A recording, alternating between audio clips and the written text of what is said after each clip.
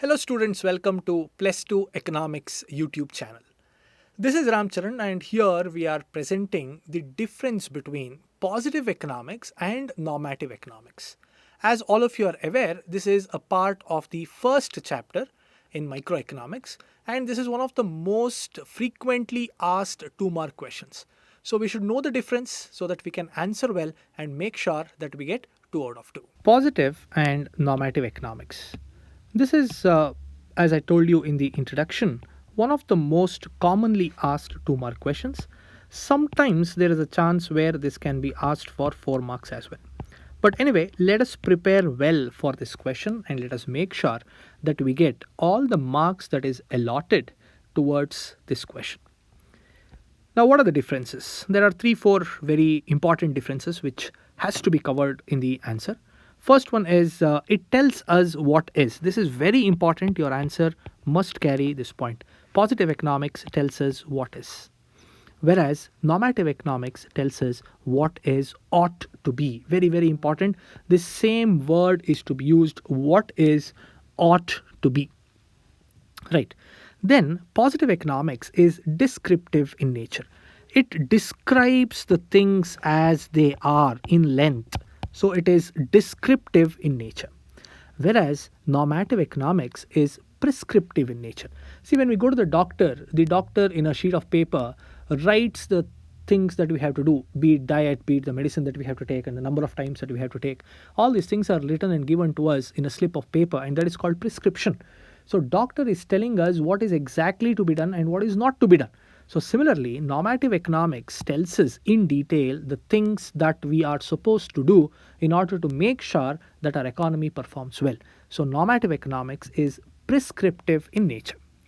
Third point is it is objective. So if I describe something, if you describe something, it remains the same because we have to remain objective. We have to remain very specific. But when it comes to normative economics gives us prescriptions. It means that it is giving us suggestions. So from one person to another person, the suggestions and the prescriptions that are given changes. So that's why normative economics is subjective in nature. It varies from place to place, time to time, person to person. Next difference is it is based on facts, whereas normative economics is based on value judgments. So these are some of the important differences which you must make sure that you cover in the answer that you write. And then there is one important note that is given here. It says that all the public policies that government makes, it involves both positive as well as normative economics. So this is the application part of positive and normative economics. In every public policy that government comes out with, there will be involvement of positive as well as normative economics. Now going ahead, there are 2 statements that are given to us here. So we just have to find out whether it is positive or normative. Government provided healthcare increases public expenditure. It means that when government gives insurance, health insurance to people, when government gives subsidy for the healthcare services that people avail in the government hospitals, what happens is the public expenditure increases. So that is the government spending increases. So it is telling us what is going to happen if government provides healthcare service. So what statement is this? This is positive economic statement. There is another statement that is given to us here. It says the price of milk should be $6. This is some American example. Anyway, the price of milk should be $6 a gallon, given dairy farmers a higher living standard and to save the family farm. So it is exactly telling us increase the price of 1 gallon milk to $6 so that farmers live a better life.